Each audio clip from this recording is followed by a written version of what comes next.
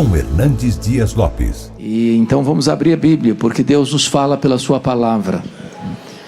Marcos capítulo 4, versos 35 a 41. Marcos 4, 35 a 41. Lido o texto, por favor, mantenha a sua Bíblia aberta comigo nesta passagem. Assim está escrito: naquele dia, sendo já tarde, disse-lhes Jesus: passemos para a outra margem. E eles, despedindo a multidão, o levaram assim como estava no barco, e outros barcos o seguiam. Ora, levantou-se grande temporal de vento, e as ondas se arremessavam contra o barco, de modo que o mesmo já estava a encher-se de água. E Jesus estava na popa, dormindo sobre o travesseiro. Eles o despertaram e lhe disseram: Mestre, não te importa que pereçamos? E ele, despertando, repreendeu o vento e disse ao mar: acalma-te, emudece. O vento se aquietou e fez-se grande bonança. Então ele lhes disse: por que sois assim tímidos? Como é que não tendes fé? E eles, possuídos de grande temor, diziam uns aos outros: quem é este que até o vento e o mar lhe obedecem? Amém? Eu quero conversar um pouco com vocês sobre o tema não desanime, Jesus está no controle. Quero fazer 4 declarações à guisa de introdução. Declarações verdadeiras, absolutas, irrefutáveis. A primeira declaração é esta: as tempestades da vida existem e elas são inevitáveis. O fato de você e eu sermos crentes em Jesus não nos dá imunidade especial. Não estamos blindados, não estamos numa estufa, não vivemos num jardim grinaldado de flores. Estamos expostos a perigos, a ameaças, a riscos. Hoje, nos Estados Unidos, um jovem brilhante, enquanto palestrava numa universidade, foi abatido por um sniper. Era um jovem crente, sujeito aos dramas da vida. Eu quero dizer para você que as tempestades chegam para grandes e pequenos, para ricos e pobres, para doutores e analfabetos, para crentes e descrentes. Isso é um fato. A segunda declaração que quero fazer é que as tempestades são também imprevisíveis. Elas chegam de súbito, não mandam um aviso prévio, nos colhem de surpresa e às vezes põem a nossa vida de ponta cabeça. É um acidente grave, é uma doença súbita, é um divórcio amargo, é um luto doloroso, é uma rasteira do sócio da empresa, é uma situação que você nunca imaginou passar na vida, mas está passando. Talvez a geografia onde ocorreu esse fato lance luz sobre esse ponto.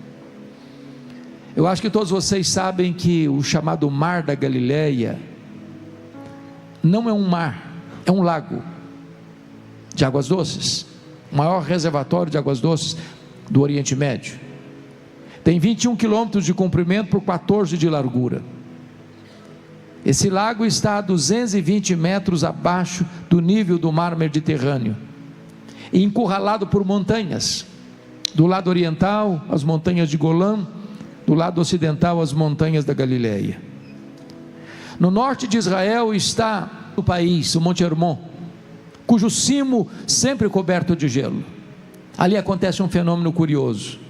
De vez em quando os ventos gelados descem do Hermon, encurralados pelas montanhas, bate na superfície do lago, às vezes só a pino, e começa uma terrível e devastadora tempestade de vento.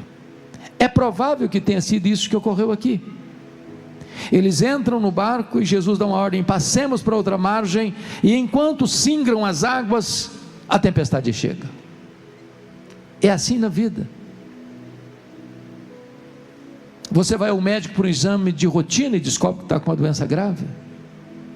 Você sai de férias com a família e enfrenta um acidente. Você é acolhido por uma situação que você nunca esperava passar na vida, mas já está passando, porque as tempestades são imprevisíveis. Mas em terceiro lugar, as tempestades são também inadministráveis. Aqueles discípulos conheciam aquele lago, muitos deles nasceram ao redor daquele lago, outros eram pescadores e ganhavam o seu pão trabalhando naquele lago, já tinham enfrentado outras tempestades e logrado êxito. Entretanto agora não conseguem. O barco não obedece mais o comando, o barco está à deriva, rodopiando no meio do mar, no epicentro da crise, no miolo da tempestade, está enchendo-se d'água.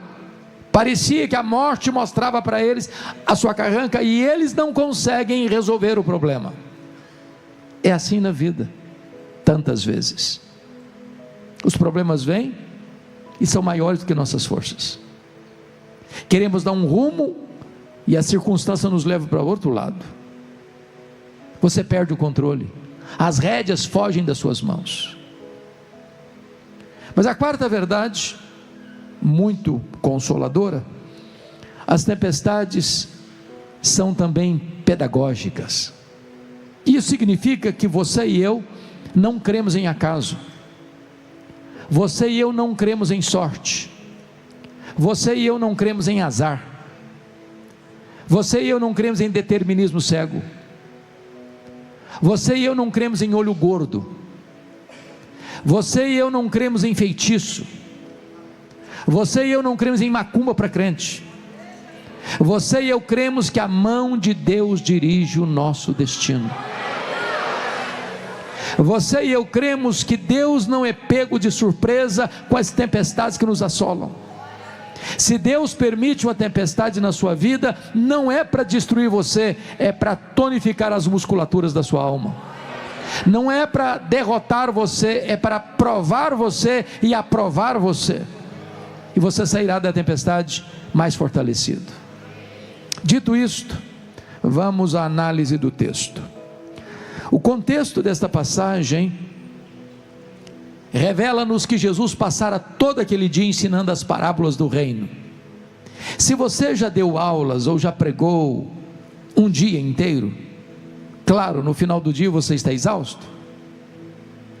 E então está escrito que naquele dia, sendo já tarde, depois de ensinar todo aquele dia, Jesus entra no barco com os discípulos e dá uma ordem para eles: passemos para outra margem. Ele pega um travesseiro, vai lá para a popa do barco, deita e dorme. Ele era perfeitamente homem.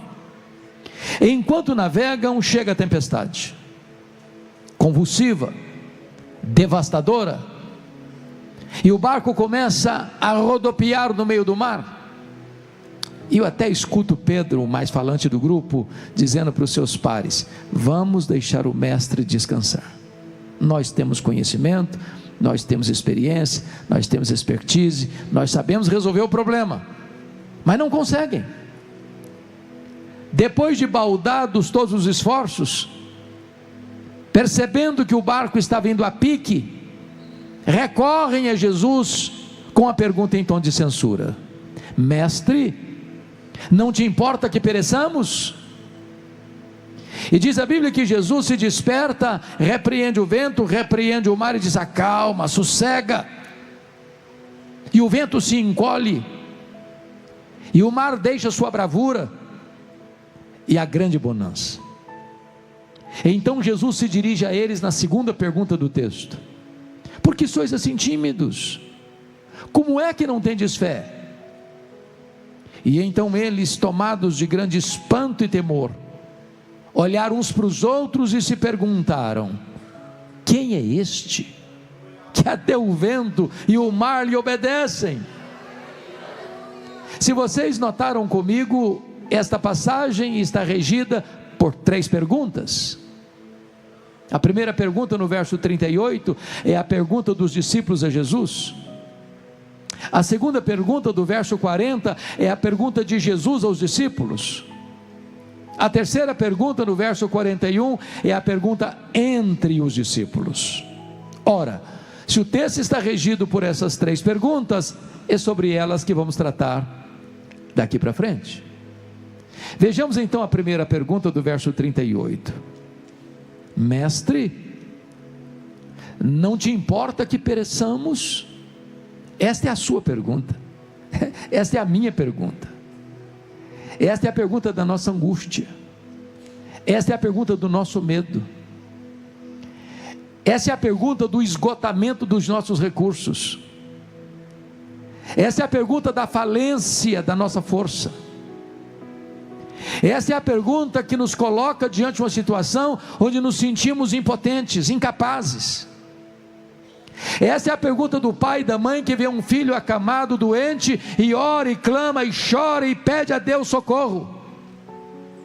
Essa é a pergunta da mulher, do marido, que ao ver o casamento prestes a acabar, pede uma solução urgente para a sua dor. Essa é a pergunta de um homem que vê os seus negócios indo à bancarrota. Essa é a pergunta de alguém prisioneiro dos seus vícios e mazelas, quer quebrar as algemas da opressão e não consegue. Mestre, não te importa que pereçamos? Falando em outras palavras, não vais fazer nada? Não vais nos ajudar? Não estás vendo a crise que estamos passando, a dor que estamos sentindo, o temporal que está nos atacando? Não vais fazer nada? Vais continuar dormindo? A grande pergunta é: por que os discípulos estão fazendo esta pergunta a Jesus em tom de censura? O que não está bem resolvido na cabeça deles? Em primeiro lugar, o que não está bem resolvido na cabeça deles é conjugar a ordem de Jesus: passemos para outra margem, com a tempestade que estão vivendo. Porque convenhamos, no imaginário cristão, quando você está fazendo o que Jesus manda você fazer, você está andando em obediência à ordem de Jesus, o que você espera? Vai dar tudo certo, não vai ter tempestade, não vai ter vento contrário, vai ser um voo de céu de brigadeiro. Não é assim que nós pensamos? Quem nasceu num berço cristão como eu, lembra-se de um cântico aprendido lá na infância: com Cristo no barco tudo vai muito bem, vai muito bem, vai muito bem, com Cristo no barco tudo vai muito bem. O problema é que Jesus está no barco e não está nada bem. Esse é o problema. Você é crente, você é dizimista fiel, se ofertante generoso, está passando de um baita de um problema, está enfrentando uma crise medonha, uma tempestade avassaladora. Esse era o drama deles, esse é o drama nosso. O que não estava bem resolvido na cabeça deles? Segundo lugar, era conjugar a urgente necessidade deles com a aparente demora de Jesus. Jesus estava dormindo. Quem está dormindo não está agindo. Tem hora que aquilo que chamamos de a demora de Deus nos machuca mais do que a própria tempestade. É quando você grita socorro, e a única voz que você escuta é o eco do seu desespero. É a realidade que Jó viveu.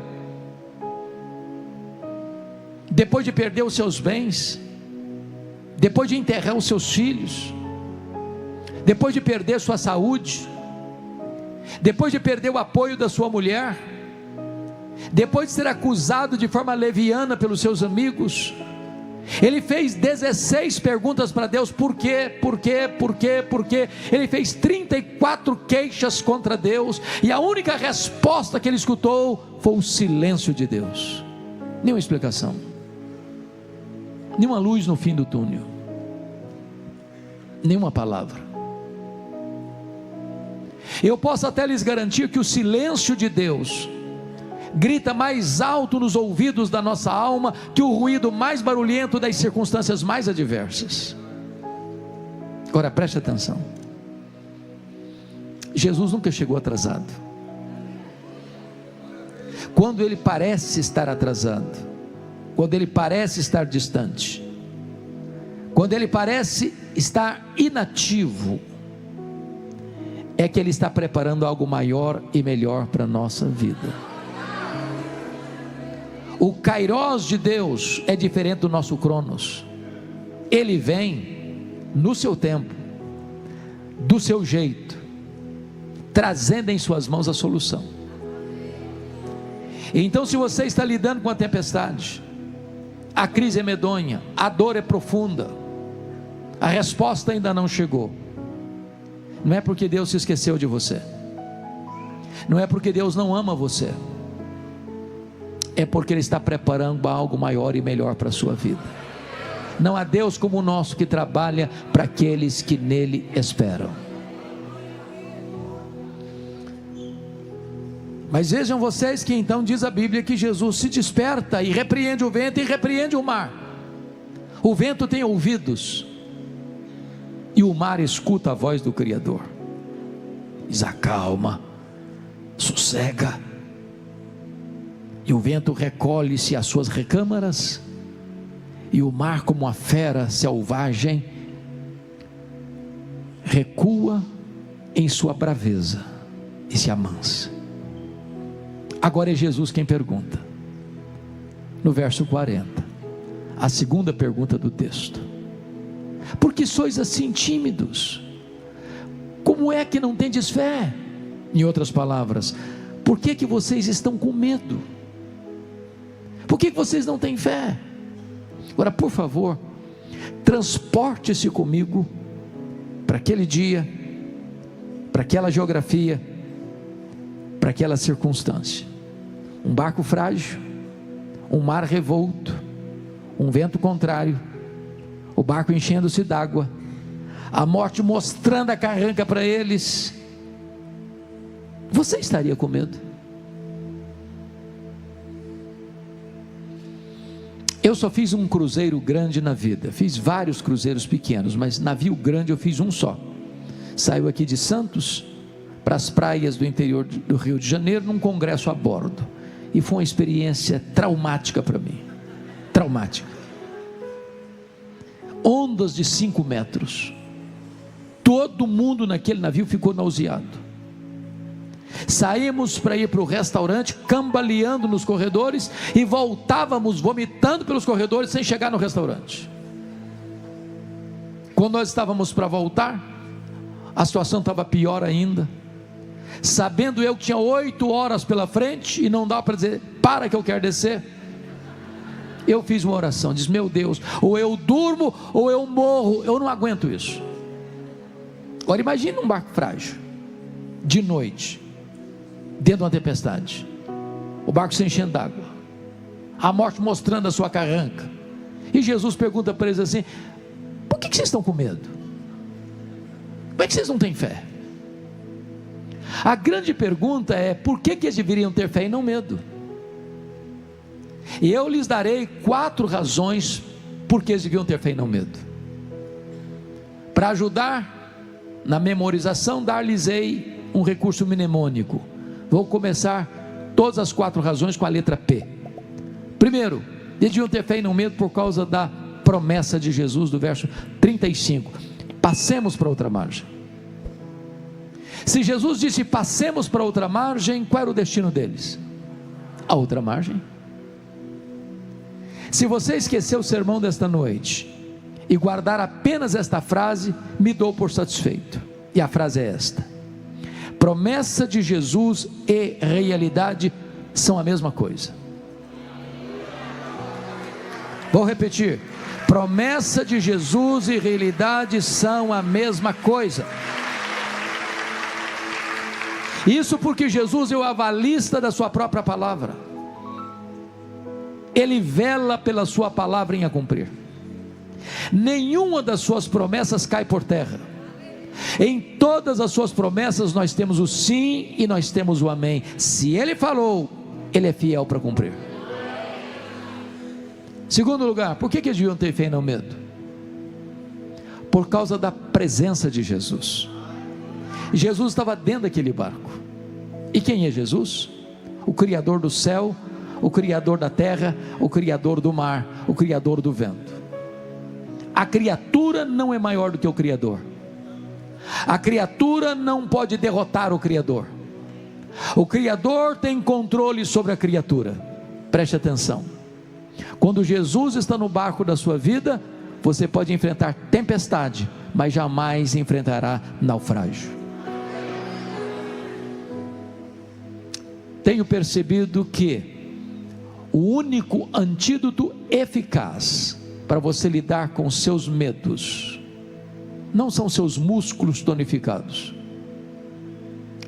não é a sua inteligência prodigiosa, não são seus dons e talentos tão importantes, não são seus recursos financeiros, não é a sua influência política, econômica ou social. O único antídoto que pode arrancar do seu coração o medo é a consciência de que Jesus está presente com você. Davi disse: ainda que eu ande pelo vale da sombra da morte, eu não temerei mal nenhum, porque tu estás comigo. E Jesus prometeu: eis que eu estou convosco todos os dias até a consumação dos séculos. Jesus está com você, e então você não precisa ter medo. Terceiro, por que deviam ter fé e não medo? Por causa da paz de Jesus. O que Jesus estava fazendo no barco? Dormindo. Ele sabia que a tempestade viria? Obviamente sim. E se sabia, por que dormiu? Dormiu porque sabia que tudo estava sob controle. Então vou lhe dar uma definição de paz. Paz não é ausência de tempestade. Paz é você saber que apesar da tempestade, tudo está sob controle. Não do seu controle, não do meu controle, não do nosso controle, mas do controle de Jesus. Acalme o seu coração, porque Jesus está no controle. Quarto lugar, por que eles deviam ter fé e não medo? Por causa do poder de Jesus. Notem vocês que Marcos cuidadosamente reúne ao redor desta passagem outros episódios que destacam o poder de Jesus. Se não, vejamos. Aqui Jesus tem controle sobre as leis e as forças da natureza. Ele controla o vento, ele controla o mar, ele sustenta o próprio universo nas suas poderosas mãos. A natureza não age por si mesma, ela não tem independência para agir ao revés do Criador. Mas notem que Marcos 5 diz que naquela noite de tempestade, depois de acalmados os ventos e as ondas do mar, Jesus desembarca na região gentílica de Decápolis, 10 cidades gentílicas, a cidade aqui é Gadara, hoje na região que nós chamaríamos de Montanha de Golã, é um despenhadeiro, e ali tem um cemitério, e Jesus desembarca dentro de um cemitério, e a única coisa que você espera não ver dentro de um cemitério de noite é gente viva. E lá tinha um homem vivo, nu, violento, ferindo-se com pedras, gritando entre os sepulcros, tomados de uma legião é uma corporação romana de 6.000 soldados, a mais temida máquina de guerra do Império Romano, dentro de um único homem, 6.000 demônios. E Jesus faz essa viagem proposital, porque lá tinha um homem enjeitado da família, lá tinha um homem foragido da lei, as algemas não podiam prendê-lo mais, lá tinha um homem que não tinha mais espaço na sociedade dos vivos, por isso vivia entre os mortos. Lá tinha um homem que diríamos hoje era um pária da sociedade, alguém que alguém olharia e diria o seguinte: não tem jeito, não tem mais chance, para esse não tem mais solução, é irrecuperável a sua vida. Para Jesus não tem vida irrecuperável, para Jesus não tem doença incurável, para Jesus não tem casamento irrecuperável, para Jesus não há causa impossível. Ele pode todas as coisas, Ele tem poder sobre a natureza, Ele tem poder sobre os demônios. Jesus vai lá libertar esse homem dos demônios, Jesus vai lá curar esse homem, Jesus vai lá salvar esse homem, Jesus vai lá para enviar esse homem como missionário para a sua terra. Ele tem poder sobre a natureza, Ele tem poder sobre os demônios. Mas quando Jesus retorna à sua cidade de Cafarnaum, havia uma multidão à sua espera. E diz Marcos 5, que no meio dessa multidão havia uma mulher com um problema gravíssimo, uma hemorragia crônica há 12 anos. Seus recursos pecuniários tinham sido gastos para tratar da saúde e não logrou êxito no tratamento. E essa mulher pensou: se eu apenas tocar na orla das vestes de Jesus, eu ficarei livre do meu mal. Por que essa mulher é anônima? Por que o nome dela não aparece? É porque essa mulher tem um problema tão grave, não só a sua doença, mas o ostracismo social. Ela não podia tocar em ninguém, em quem ela tocasse a pessoa ficava impura. Ela não podia ir na sinagoga, ela não podia frequentar as festas do templo.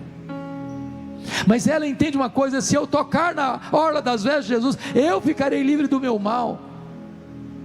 Aqui acontece um fato extraordinário, porque em vez do impuro tocar o puro, e o puro ficar impuro, o impuro toca o puro, e o puro purifica o impuro, e a cura acontece, e o milagre acontece imediatamente.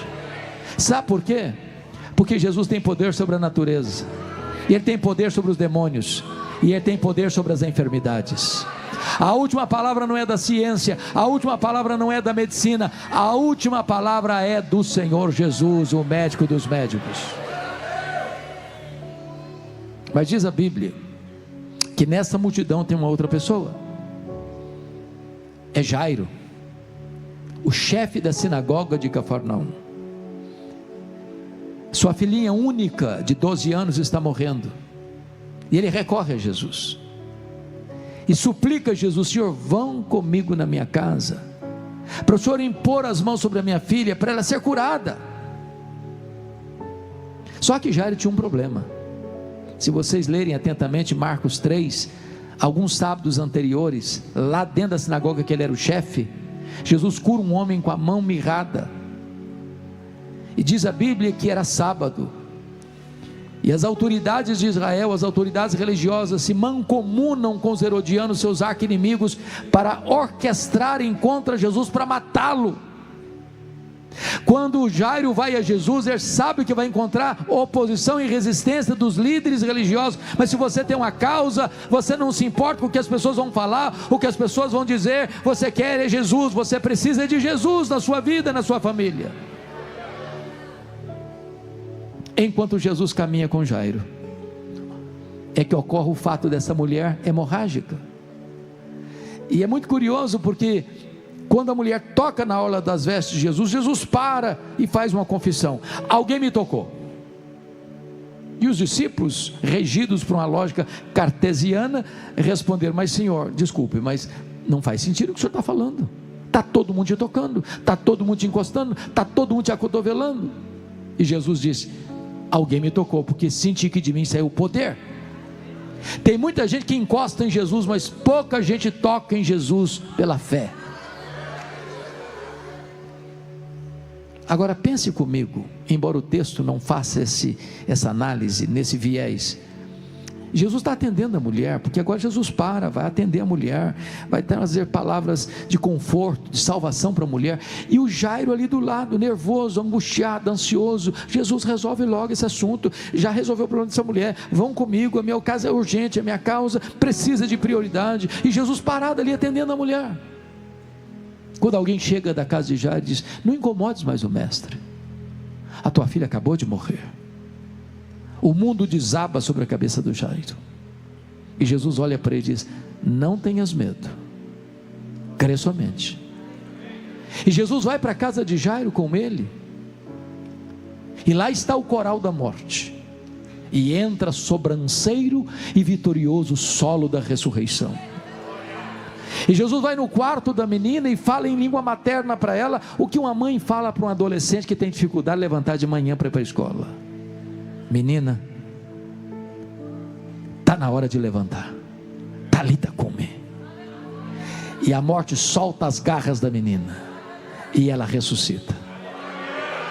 Porque Jesus tem poder sobre a natureza, Ele tem poder sobre os demônios, Ele tem poder sobre as enfermidades, e Ele tem poder sobre a morte. Ele entrou nas entranhas da morte, arrancou o aguilhão da morte, matou a morte e ressurgiu, inaugurando a imortalidade. Ele é a ressurreição e a vida, e se nesta noite você crer nele, você nunca mais morrerá eternamente. Então você não precisa ter medo, você precisa ter fé. Mas vamos à última pergunta do texto, verso 41.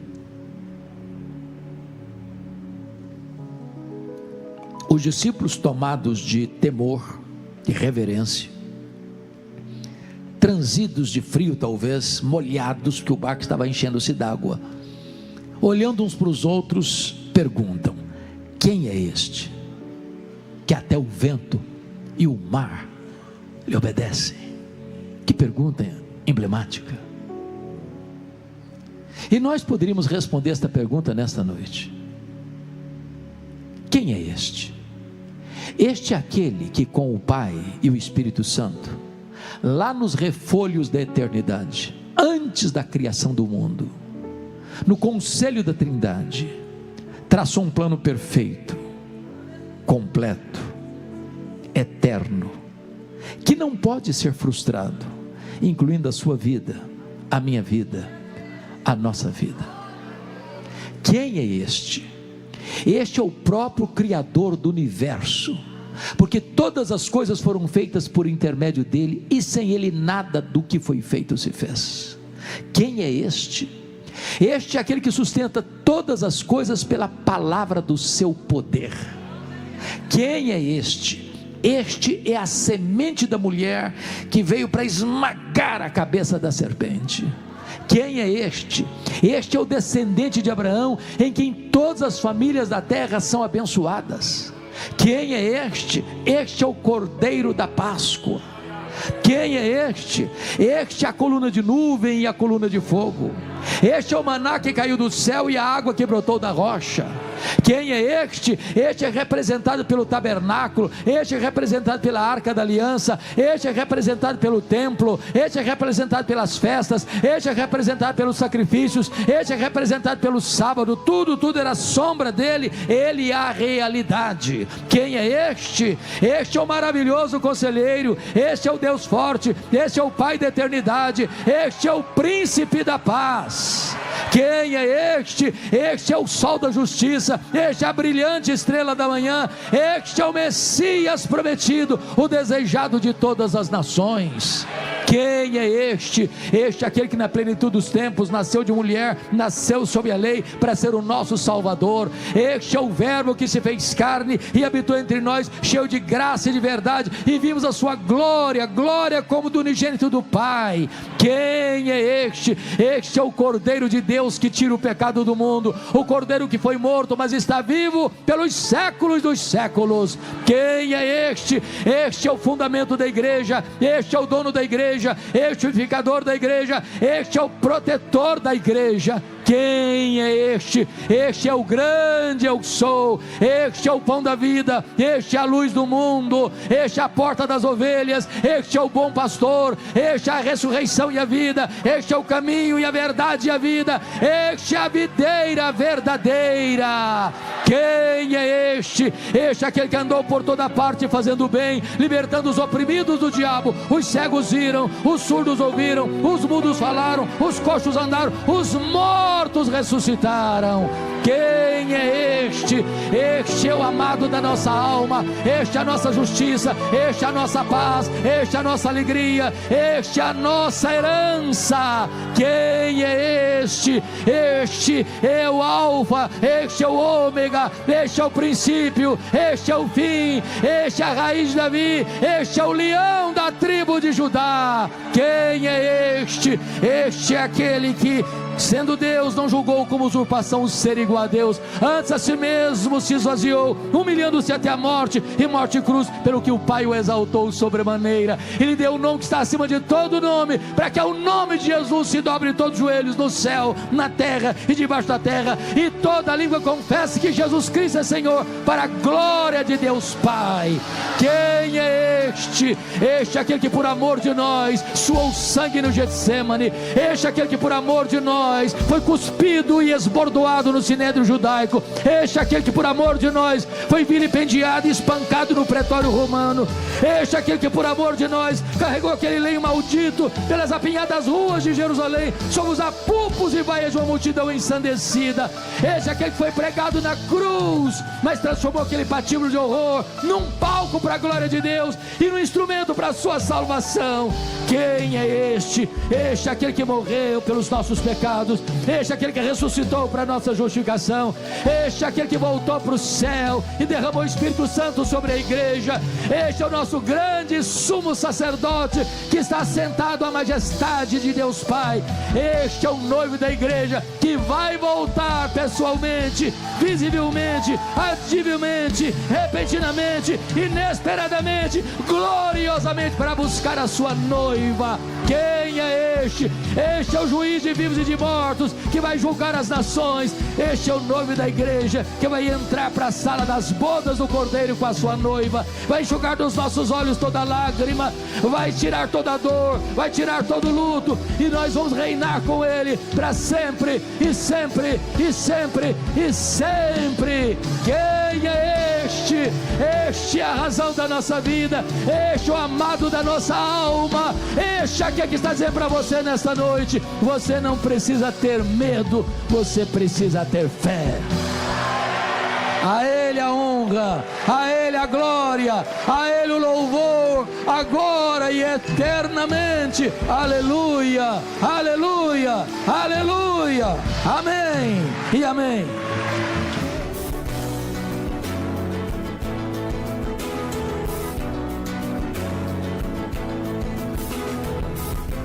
Palavra da Verdade, com Hernandes Dias Lopes.